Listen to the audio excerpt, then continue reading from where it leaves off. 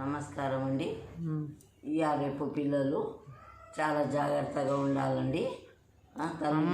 తల్లిదండ్రులు కూడా మంచిగా అమ్మ పిల్లలను చూసుకోవాలి. చిన్న చిన్న బట్టలు తొడగొద్దండి. పిల్లలకు నచ్చజెప్పి ఫుల్ డ్రెస్ వేసి పంపించండి. ఎక్కువ చదివేయకండి.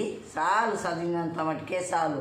ఆ డాక్టర్ విషయం చూసిన తర్వాత నేనైతే కంటికి పుట్టడు ఏడ్చినండి. ఏం లాభం? ఎన్ని కళలు కానీ ఎన్ని పైసలు ఖర్చు పెట్టి అమ్మాయిని డాక్టర్ చేసిరు, మట్టి పాలు అయిపోయింది. అన్యాయంగా ఎన్ని కష్టాలు పడి దాని పానం పోయింది. ఇప్పుడు తక్కువ చదివేయమంట పిల్లలకి, తక్కువ చదివియాలి. మటుకే చాలు, చదివినంత మటుకే చాలండి. మీరు కూడా పిల్లలకు సినిమాలకు పంపించొద్దు. ఫ్రెండ్స్ ఎమ్మడి మీ తల్లిదండ్రులు తీసుకొని పోండి. ఒక్కరికి పంపించద్దు అంటున్నాం. ఒక్కరిని పంపించొద్దు. ఆడపిల్లలు అస్సలు పంపించొద్దు. రాత్రి అయితే ఇంటికి తొందరగా వచ్చా తొందరగా రావాలి. ట్యూషన్కైనా కూడా డాడీ తీసుకుపోవాలి. మన టైం మీద తెచ్చుకోవాలి.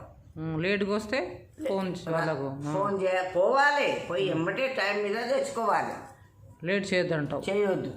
మరి ఇప్పుడు నీకు ఇన్ని సంవత్సరాల అనుభవం ఉంది కదా, మీ జమానాలో సేఫ్గా ఉండేనా మీరు? మాకు అవన్నీ తెలియదండి.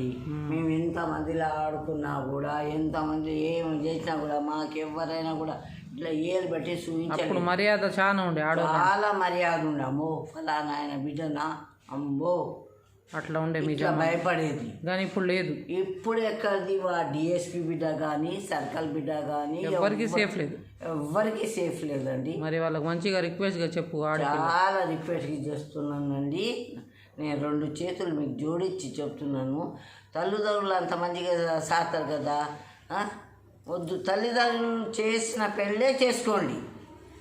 ప్రేమించొద్దంట. వద్దు. ప్రేమ లోకం అవసరం లేదు. ఇప్పుడు ప్రేమిస్తారు, వాళ్ళ మోజు తీరిన తర్వాత కిస్సా కథం. అంతే అంట. అంతే.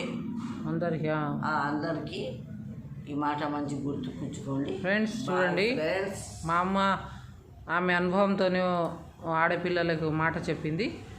మా అమ్మ వీడియో నచ్చితే మీరు లైక్ చేయండి, కామెంట్ చేయండి, సబ్స్క్రైబ్ చేయండి ఫ్రెండ్స్. Thank you.